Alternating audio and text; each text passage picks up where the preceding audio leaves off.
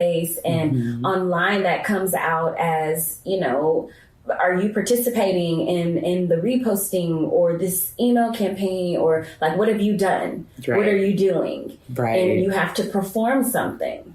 Right. And it doesn't always feel good. It doesn't always feel good. And it gets into that comparison game where, there's an expectation or this idea that if others are not doing it the way you're doing it, or saying the things that you're saying, they don't care. Yeah. They're not paying attention. And I think we need to give each other grace in realizing that, one, we carry enough in our regular everyday life to not have to add that burden. That is not Black women's burden to carry. Not every single one of us, not on a day-to-day basis. Correct. We don't have to carry that baggage every single day. But also, everyone that has their own form of activism, and everyone has their own form of, their own revolutionary act. And for some people, that's showing up to their corporate workspace, being exactly who they are with their natural hair, with their locks, to say, I belong here exactly the way I am. For other people, that's them sitting at the table, at the big tables, writing policies and making sure that Black families and Black women are being kept in mind. For other people like us, we're in the community. Yeah. We're doing this type of work. We're doing our doula work. I feel like all I need to do to carry out my revolutionary act is to be fully present with my children. Absolutely. And pour into them and maybe I'll get a book out that is really, meaningful, and have that time with them, and just loving on them, loving my children, and just being happy and present with them, and knowing what that's building on the inside of them. And I feel like that's that revolutionary motherhood, daring to be Black and still exist and be happy in your existence is a revolutionary act. So that your children see it, because when they grow older, they will be able to walk even stronger and even taller and with more courage. Yeah. And it's what they have to do. It's what we have to do for them. We're showing up for the moms still as birth workers. Listen, someone has to be by these mothers' side. What's happening there is so sacred, so necessary, for our very future existence. Yes. And I definitely feel that way, when I'm pulled away from whatever is going on, because I think we spend time split, Yeah. There are times when we're mouthpieces and they're on the front lines, and we know how to bring it if it needs to be brought. But some days I need to just lay on my couch. Right.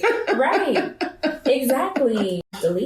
Sometimes I just want to watch HGTV because that seems like the safest thing on right now. You know what I mean? And we should be able to do that because we're defining ourselves for ourselves. That's self-determination. And in motherhood, I think self-determination is so critical, so you don't lose yourself in any kind of way. Right now, it's mainly, this cyber world. Another thing I see of Black motherhood is this urge to, in that same vein, sort of a feeling like we have to do something, also a feeling like we have to be. I just want to touch on this for a second. We have to be something or look like something other than what we are. Speak on it. You know what I mean? Especially seeing the pregnancy and postpartum related content that all of the cookies bring to my feed on everything. And, know that there are real women who are sitting at home crying because they don't feel like they can achieve the physical ideal they see there. And they just got done having this C-section or whatever kind of birth, are struggling through the beginning of motherhood and then having to deal with that on top of it all, Yes. That pressure to look like everyone, that race to that whole snapback culture. And it's unhealthy. And I'm a very strong believer in allowing people to do what they need to do to feel good about themselves, right? We need to be able to walk tall. When we walk out of our houses, you don't know what you're running into outside. We don't know what it is that we're running into. We don't know. And so, and we know how Black women do. We step. We gonna come. Hair's gonna be laid. I told Sierra today I walked out without stuff because I was trying to be cute. But you're cute. I am cute. You have the mic, but you're cute. So we need that, but we have to be careful about, are we doing it because this is what makes us feel good and helps us show up in confidence and helps us walk that walk that we need to walk, right? For our children, for ourselves, or are we doing what we think other people are expecting us to do? Yeah. And that's it's a really hard balance. It's a really hard line, right? To see. Yeah, I think especially for a new mother, I see this a lot where there's familial pressure to, do things a certain way, either, with your birth choices or the way you choose to raise your child or things you choose not to do in raising your child. And there's this, you're torn because, the pressure is coming from people you love and trust. And these are the people who raised me and, they love me and they love the child and, all of that kind of pressure. And that's one of those things that I always tell my clients, like, you got to get your parenting confidence up and learn how to bucket. But it's something that we're up against with motherhood and, compounded with, again, the constant media cycle that affects us all in some kind of way. And you just want to make sure you're doing the right thing then. The world is crazy. I just want to make sure I'm making all the right choices and, doing it all right. And no one wants to mess up. But we had that boundary conversation with my doula clients. We have a community. And last weekend we had a meetup. And that was one of the things that came up as a challenge that they're facing is how to set those boundaries. Yeah. You love your mom raised you and you feel good about, what she's doing, but what she's asking you or telling you to do with your baby or within your household is, it's a different value set from the family you're creating yourself. Right. And so managing those boundaries. And that's the other thing that, when we're talking about preparation for pregnancy, we get caught up in the birth. We get caught up in, we get caught up in, those early postpartum when things are rough, right? And we're telling people what they need to have and what they need to do. Right. But we have to also remember that there is a huge transition happening and relationships shift. Yeah. And it is a hard shift to navigate if you don't have those tools and if there's not someone on your side preparing you for what that shift looks like. And so going back to the mental health piece, I think one of the things that came out during the pandemic or that has been very good for our community is seeing the licensed counselors and therapists that are offering their services at low charge, and I mean very low charge. Or even free. I've seen some. Taraji Henson's program was offering free services. Yes, yeah, absolutely. But we have so many local therapists, and I can think of I don't know if we're allowed to shout people out. There's Obsidian Counseling here in Texas. And the beautiful thing about it is that you can be in one city and they can be in another city, but because it's, throughout the state, they're licensed throughout the state. So we can help in that way. We can help or they can help us virtually. There's another one here local, Masterpiece Wellness. They've been offering very affordable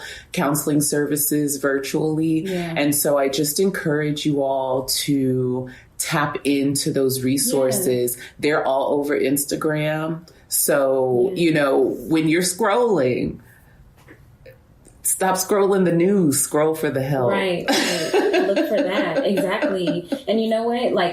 click a hashtag. If you click on one of those hashtags, then all of a sudden a bunch of stuff that's related to it will keep popping up. That's how it works with the negative stuff. You accidentally click on some foolishness and all of a sudden you're inundated with it. You know? To switch gears slightly, but sort of not foolishness, being inundated with the news of one of these fools who was responsible for the murder of Breonna Taylor has gotten a book deal. I don't know. I saw that and then I just had to turn away. Like I literally just put my phone down and walked away from it. And I wonder how much more do they think we can take? And here's the thing. We know who we are as Black women. We know who we've been throughout history, right? So can we endure it? Will we endure it? Yes, we will. Will we rise above it? Absolutely, we will. It's, you know, someday, one day, will we see victory? Absolutely, we will. Yeah. But right now, this is a lot. It's a lot. I feel like it's when, you know, you take off the bulletproof vest and you realize they may not have penetrated all the way, but there's some indentions, you know, and what are those indentations going to do in the long run? You know, we have a history of internalizing trauma and carrying it with us. You know, we pass it from generation to generation.